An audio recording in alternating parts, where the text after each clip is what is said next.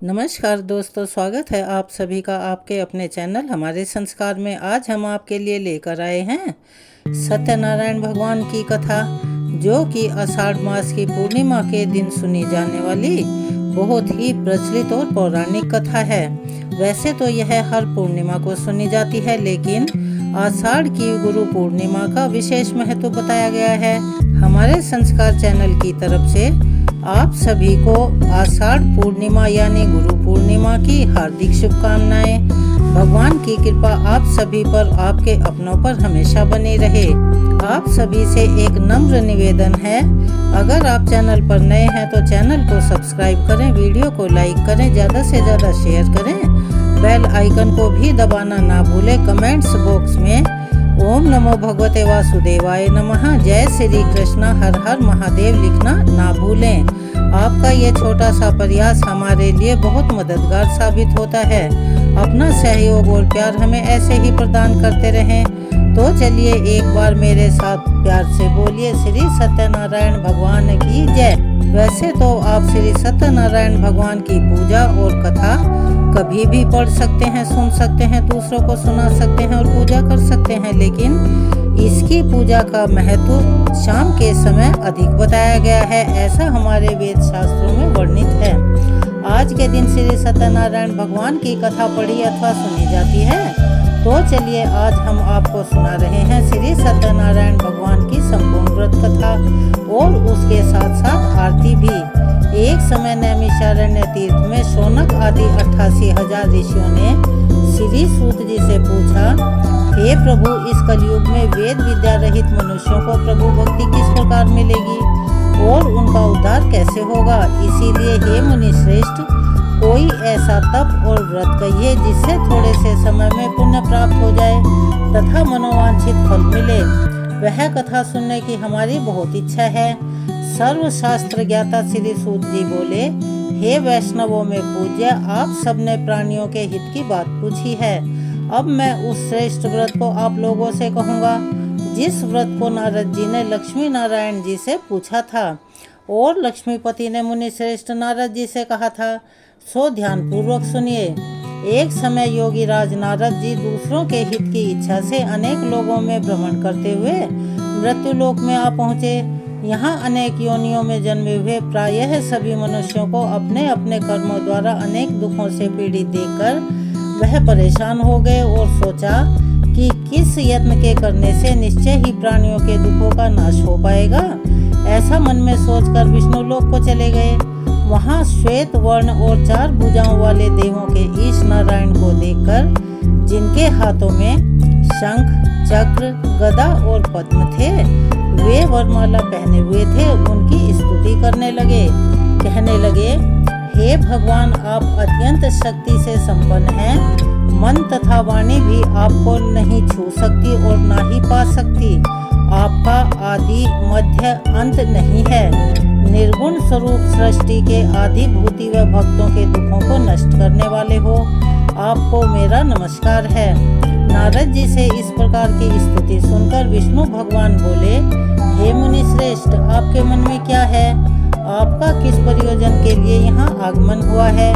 निसंकोच होकर कहिए। तब नारद मुनि बोले, मृत्यु लोक में सब मनुष्य जो अनेक योनियों में पैदा हुए हैं, अपने अपने कर्मों के द्वारा अनेक प्रकार के दुखों से दुखी हो रहे हैं। हे नाथ, मुझ पर दया रखते हो तो बतलाइए कि उन मनुष्यों के सब दुख थोड़े से ही प्रयत्न से कैसे दूर हो सकते हैं। हे नारद, मनुष्यों की भलाई के लिए तुमने यह बहुत अच्छी बात पूछी है। जिस काम के करने से मनुष्य मोह से छूट जाता है, वह मैं कहता हूँ सुनो।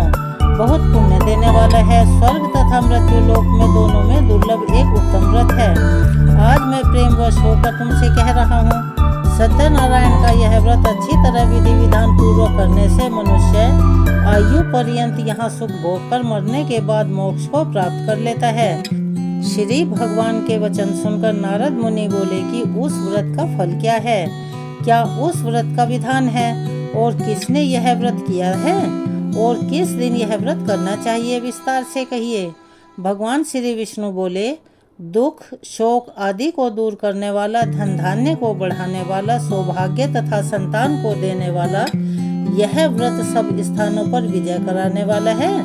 भक्ति और श्रद्धा के साथ किसी भी दिन मनुष्य श्री सत्यनारायण की शाम के समय ब्राह्मणों तथा भाई बंधुओं के साथ धर्मपरायण होकर पूजा करें। भक्ति भाव से नैवेद्य केले का फल, घी, दूध और गेहूं का चूर्ण सवाया लें। गेहूं के अभाव में साठी का चूर्ण, शक्कर और गुड़ लें और सब भक्षण योग्य पदार्थ जमा करा के भगवान के अर्पण कर दें तथा बंधुओं सहित ब्राह्मणों को भोजन करवाएं। इसके पश्चात स्वयं भी भोजन करें।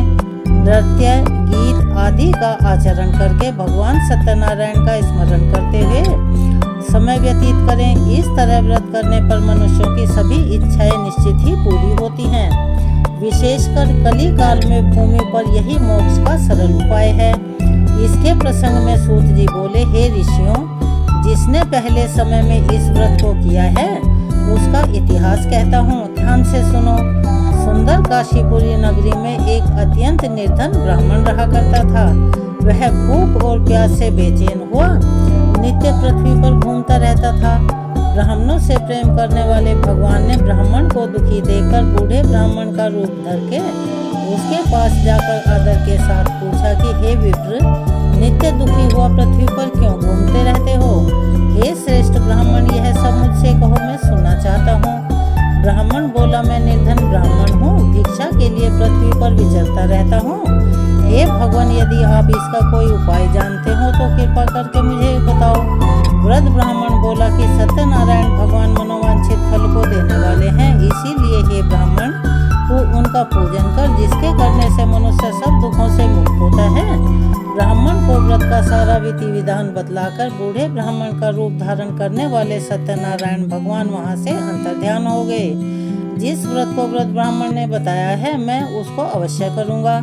ऐसा निश्चय करने पर उसे रात को नींद भी नहीं आई। वह सवेरे उठकर सत्यनारायण के व्रत का निश्चय करके भिक्षा के लिए चला गया। उस दिन उसको भिक्षा में अन्य दिनों की अपेक्षा अधिक धन मिला, जिसे बंधु बांधवों के साथ उसने सत्यनारायण का व्रत किया। इसके करने से वह ब्राह्मण सब दुखों से छूटकर अनेक प्रकार की संपत्तियों से युक्त हो गया और उस समय से वह ब्राह्मण हर मास व्रत करने लगा। इस तरह सत्यनारायण भगवान के व्रत को जो करेगा वह सब पापों से छूटकर मोक्ष को प्राप्त करेगा। आगे जो पृथ्वी पर सत्यनारायण का व्रत करेगा वह मनुष्य सब दुखों से छूट जाएगा। सूत जी ऋषियों से बोले, इस तरह नारद जी से नारायण का कहा हुआ यह व्रत मैंने तुमसे कहा। हे विप्रो, मैं अब और क्या कहूँ? तब ऋषि बोले, हे मुनीश्वर, संसार में इस ब्राह्मण से सुनकर किस किस ने इस व्रत को किया, हम वह सब भी जानना और सुनना चाहते हैं। इसके लिए हमारे मन में बहुत श्रद्धा और इच्छा है। सूत जी बोले, हे मुनियों, जिसने इस व्रत को किया है वह सब सुनो। एक समय एक ब्राह्मण धन और ऐश्वर्य के अनुसार बंधु बांधवों के साथ व्रत करने को तैयार हुआ। उसी समय एक लकड़ी बेचने वाला बूढ़ा आदमी आया और बाहर लकड़ियों को रखकर ब्राह्मण के घर में गया। प्यास से दुखी लकड़हारा उनको व्रत करते देखकर ब्राह्मण को नमस्कार करके कहने लगा कि हे विप्रवर, आप यह क्या कर रहे हैं और इसके करने का क्या फल मिलता है? कृपा करके मुझसे कहिए। ब्राह्मण ने कहा, सब मनोकामनाओं को पूरा करने वाला यह सत्यनारायण भगवान का व्रत है। इसकी ही कृपा से मेरे यहाँ धन धान्य आदि की वृद्धि हुई है। ब्राह्मण से इस व्रत के बारे में जानकर लकड़हारा बहुत प्रसन्न हुआ। चरणामृत लेकर और प्रसाद खाने के बाद अपने घर को गया। लकड़हारे ने अपने मन में इस प्रकार का संकल्प किया कि आज गांव में लकड़ी बेचने से 2 भी धन मिलेगा, उसी से सत्यनारायण देव का मैं उत्तम व्रत करूंगा। यह मन में विचार करके वह बूढ़ा आदमी लकड़ियां अपने सिर पर रखकर जिस नगर में धनवान लोग रहते थे, एक ऐसे सुंदर नगर में गया। उस दिन वहां उसे उन लकड़ियों का दाम पहले दिनों से 4 गुना मिला। तब वह बूढ़ा लकड़हारा दाम लेकर और अति प्रसन्न होकर पक्के केले की फलियां, शक्कर, घी, दूध, दही और गेहूं का चूर्ण इत्यादि सत्यनारायण भगवान के व्रत की कुल सामग्रियों को लेकर अपने घर आया। फिर उसने अपने भाइयों को बुलाकर विधि के साथ भगवान जी का पूजन और व्रत किया। उस व्रत के प्रभाव से वह बूढ़ा लकड़हारा धन, पुत्र आदि से युक्त हुआ और संसार के समस्त सुख भोग कर बैकुंठ को चला गया। श्री सूत जी बोलते हैं कि हे श्रेष्ठ मुनियों, अब आगे की कथा कहता हूँ, सुनो। पहले समय में उल्कामुख नाम का एक बुद्धिमान राजा था। वह सत्य वक्ता यानी सत्य बोलने वाला और जितेंद्रिय था। उसने अपनी सभी इंद्रियों को वश में किया हुआ था। प्रतिदिन देव स्थानों पर जाता तथा गरीबों को धन देकर उनके कष्ट दूर करता था। उसकी पत्नी कमल के समान मुख वाली और सती साध्वी थी। भद्रशिला नदी के तट पर उन दोनों ने श्री सत्यनारायण भगवान का व्रत किया। उस समय में वहाँ एक साधु वैश्य आया। उसके पास व्यापार के लिए बहुत सा धन था। वह नाव को किनारे पर ठहराकर राजा के पास आ गया और राजा को व्रत करते हुए देखकर विनय के साथ पूछने लगा, हे राजन, भक्ति युक्त चित्त से आप यह क्या कर रहे हैं? मेरी सुनने की बड़ी इच्छा है, सो आप यह मुझसे बताइए। राजा बोला, हे साधु वैश्य, अपने बांधवों के साथ पुत्र आदि की प्राप्ति के लिए महाशक्तिवान सत्यनारायण भगवान का व्रत व पूजन किया जा रहा है। राजा के वचन सुनकर साधु आदर के साथ बोला, राजन, मुझसे इसका सब विधि विधान कहो। मैं भी आपके कहे अनुसार इस व्रत को करूँगा। मेरे भी कोई संतान नहीं है और इससे निश्चय ही हो जाएगी, ऐसा मेरा विश्वास है। राजा से सब विधि विधान सुनकर व्यापार से निवृत्त हो वह आनंद के साथ अपने घर आया। साधु ने अपनी स्त्री को संतान देने वाले उस व्रत का समाचार सुनाया और कहा कि जब मेरे संतान होगी तब मैं इस व्रत को करूँगा। साधु ने ऐसे वचन अपनी स्त्री लीलावती से कहे। एक दिन उसकी स्त्री लीलावती पति के साथ आनंदित होकर सांसारिक धर्म में प्रवृत्त होकर सत्यनारायण भगवान की कृपा से गर्भवती हो गई तथा 10वें महीने में उसकी एक सुंदर कन्या का जन्म हुआ। दिनों दिन वह इस तरह बढ़ने लगी जैसे शुक्ल पक्ष का चंद्रमा बढ़ता है। कन्या का नाम कलावती रखा गया। तब लीलावती ने मीठे शब्दों में अपने पति से कहा कि जो आपने संकल्प लिया था भगवान का व्रत करूंगा, अब उसे कर लीजिए। साधु बोला, हे प्रिय, इसके विवाह पर करूंगा। इस प्रकार अपनी पत्नी को आश्वासन देकर वह नगर को चला गया। कलावती पितृगृह में वृद्धि को प्राप्त हो गई यानी जवान हो गई। साधु ने जब नगर में सखियों के साथ अपनी पुत्री को देखा तो तुरंत दूत को बुलाकर कहा कि मेरी पुत्री के वास्ते कोई सुयोग्य वर देखिए। साधु की आज्ञा पाकर दूत कंचन नगर पहुंचा और वहां पर बड़ी खोज और देखभाल कर लड़की के लिए सुयोग्य वाणिक पुत्र को ले आया। उस सुयोग्य लड़के को देखकर साधु ने अपने बंधु बांधवों सहित प्रसन्नचित्त होकर अपनी पुत्री का विवाह उसके साथ कर दिया। किंतु दुर्भाग्य से विवाह के समय भी वह उस व्रत को करना भूल गया। तब श्री भगवान क्रोधित हो गए और श्राप दे दिया कि तुम्हें दारुण दुख प्राप्त होगा। अपने कार्य में कुशल साधु बनिया जमाता सहित समुद्र स्थित रत्नपुर नगर में आया और वहां दोनों ससुर जमाई चंद्रकेतु राजा के उस नगर में व्यापार करने लगे। एक रोज भगवान सत्यनारायण की माया से प्रेरित होकर कोई चोर राजा का धन चुराकर भागा जा रहा था, किंतु राजा के दूतों को आता हुआ देखकर चोर ने घबराकर भागते हुए राजा के धन को वहीं चुपचाप रख दिया जहां वो ससुर जमाई ठहरे हुए थे। तब दूतों ने उस साधु वैश्य के पास राजा के धन को रखा देखा तो वे उन दोनों को बांध कर ले गए और प्रसन्नता से दौड़ते हुए राजा के पास जाकर बोले, वह 2 चोर हम पकड़ कर लाए हैं, देखकर आज्ञा दें। तब राजा की आज्ञा से उनको कठोर कारावास में डाल दिया गया और उनका सारा धन छीन लिया। सत्यनारायण भगवान के श्राप द्वारा उनकी पत्नी भी घर पर बहुत दुखी हुई और घर पर जो धन रखा था उसे भी चोर चुरा कर ले गए। शारीरिक व मानसिक पीड़ा तथा भूख प्यास से अति व्याकुल होकर अन्न की चिंता में कलावती एक ब्राह्मण के घर गई। वहां उसने सत्यनारायण भगवान का व्रत होते देखा, फिर कथा सुनी तथा प्रसाद ग्रहण करके रात को घर आई। माता ने कलावती से कहा, हे पुत्री, अब तक तू कहाँ रह गई थी? वह तेरे मन में क्या चल रहा है? कलावती बोली, हे माता, मैंने एक ब्राह्मण के घर श्री सत्यनारायण भगवान का व्रत देखा है। कन्या के वचन सुनकर लीलावती भगवान के पूजन की तैयारी करने लगी। लीलावती ने परिवार और बंधु बांधवों सहित श्री सत्यनारायण भगवान का पूजन किया और वर मांगा कि मेरे पति और दामाद शीघ्र ही आ जाएं। साथ ही प्रार्थना की कि हम सबका अपराध क्षमा करो। सत्यनारायण भगवान इस व्रत से संतुष्ट हो गए और राजा चंद्रकेतु को स्वप्न में दर्शन देकर कहा कि हे राजन, दोनों वैश्यों को प्रातः ही छोड़ दो और सब धन जो तुमने उनका लिया है वह दे दो, नहीं तो मैं तेरा धन, राज्य, पुत्र आदि सब नष्ट कर दूंगा। राजा से ऐसे वचन कहकर भगवान अंतर्ध्यान हो गए। प्रातः काल राजा चंद्रकेतु ने सभा में अपना स्वप्न सुनाया। फिर दोनों वाणिक पुत्रों को कैद से मुक्त कर सभा में बुलवाया। दोनों ने आते ही राजा को नमस्कार किया। राजा मीठे वचनों से बोले, हे महानुभावों, भावी वर्ष मैंने ऐसा कठिन दुख तुम्हें दिया है और तुम्हें ऐसा कठिन दुख प्राप्त हुआ है, अब तुम्हें कोई भय नहीं।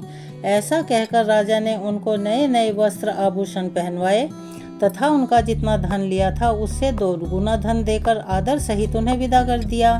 दोनों वैश्य अपने घर को चले गए। सूत जी बोले, वैश्य ने मंगलाचार करके यात्रा आरंभ की और अपने नगर को चला। उनके थोड़ी दूर निकलने पर दंडी वेशधारी सत्यनारायण भगवान ने उनसे पूछा कि हे साधु, तेरी नाव में क्या है? अभिमानी वाणिक हंसता हुआ बोला, हे दंडी, आप क्यों पूछते हो? क्या धन लेने की इच्छा है? मेरी नाव में तो बेल और पत्ते भरे हुए हैं। वैश्य का ऐसा वचन सुनकर भगवान ने कहा, तुम्हारा वचन सत्य हो। दंडी ऐसा कहकर वहां से दूर चले गए और कुछ दूर जाकर समुद्र के किनारे बैठ गए। दंडी के जाने पर वैश्य ने नित्य क्रिया करने के बाद नाव को ऊंची उठी हुई देखकर आश्चर्य किया और उसने देखा नाव में बेल पत्ते आदि देखकर वह मूर्छित होकर जमीन पर गिर पड़ा। फिर मूर्छा खुलने पर अत्यंत शोक प्रकट करने लगा, रोने लगा। तब उसका दामाद बोला कि आप शोक ना करें, यह दंडी का श्राप है, अतः उनकी शरण में चलना चाहिए, तभी मनोकामना पूरी हो सकेगी। दामाद के वचन सुनकर वह दंडी के पास पहुंचा और अत्यंत भक्ति भाव से नमस्कार करके बोला, मैंने जो आपसे असत्य वचन कहे थे उनको क्षमा करो। ऐसा कहकर महान शोकातुर होकर रोने लगा। तब दंडी भगवान बोले, वाणिक पुत्र, मेरी आज्ञा से बार बार तुम्हें दुख प्राप्त हुआ है, क्योंकि हर बार तू मेरी पूजा से विमुख हुआ है। साधु बोला, हे भगवान, आपकी माया से मोहित ब्रह्मा आदि भी आपके रूप को नहीं जानते, तब मैं अज्ञानी और तुच्छ प्राणी कैसे जान सकता हूँ?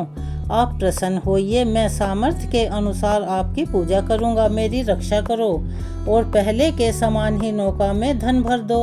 उसके भक्ति युक्त वचन सुनकर भगवान प्रसन्न होकर उसकी इच्छा अनुसार वर देकर अंतर्ध्यान हो गए। तब उन्होंने नाव पर आकर देखा कि नाव धन से परिपूर्ण है। फिर भी वह भगवान सत्यनारायण का पूजन कर साथियों सहित अपने नगर को चला।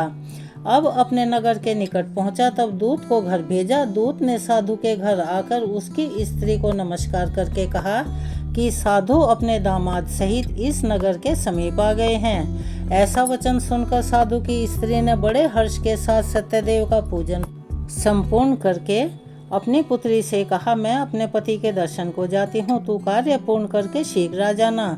माता के ऐसे वचन सुनकर कलावती प्रसाद छोड़कर पति के पास गई। प्रसाद की अवज्ञा के कारण सत्यदेव ने रुष्ट होकर उसके पति को नाव सहित पानी में डुबो दिया।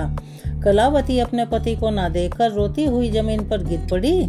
इस तरह नौका को डूबा हुआ तथा कन्या को रोता हुआ देखकर साधु दुखी होकर बोला, हे प्रभु, मुझसे या मेरे परिवार से जो भी भूल हुई है उसे क्षमा करो।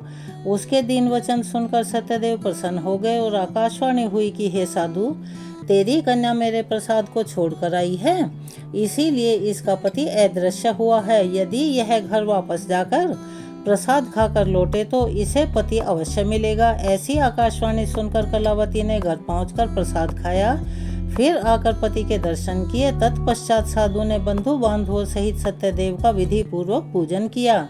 उस दिन से वह पूर्णिमा को सत्यनारायण का पूजन करने लगा। फिर इस लोक का सुख भोग कर अंत में स्वर्गलोक को गया। सूत जी बोले, हे ऋषियों, मैं और भी कथा कहता हूँ, ध्यान से सुनो। प्रजा पालन में लीन तुंगध्वज नाम का एक राजा था। उसने भी भगवान का प्रसाद त्याग कर बहुत दुख पाया। एक समय वन में जाकर वन्य पशुओं को मारकर बड़ के पेड़ के नीचे आया। वहां उसने ग्वालों को भक्ति भाव से बंधु बांधवों सहित सत्यनारायण जी का पूजन करते देखा। तब देखकर भी वह अभिमानवश न वहां गया और ना ही पूजन किया और नमस्कार किया।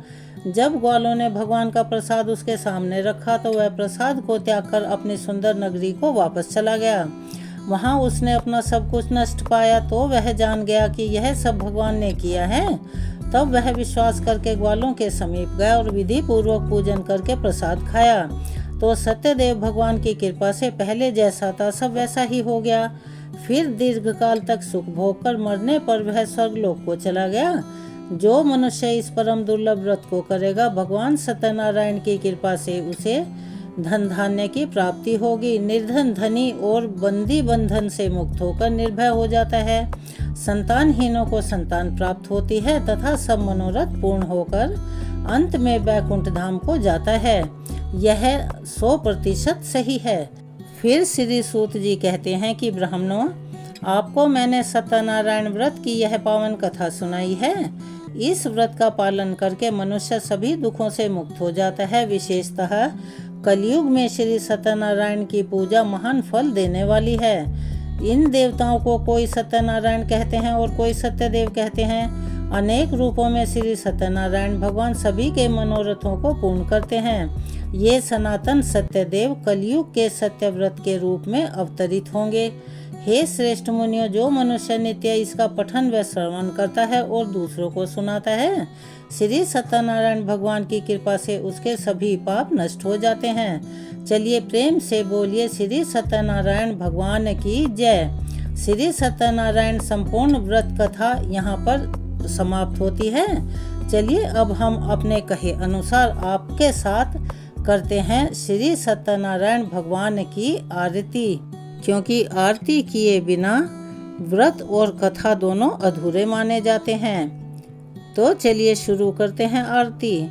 जय लक्ष्मी रमणा स्वामी, जय लक्ष्मी रमणा।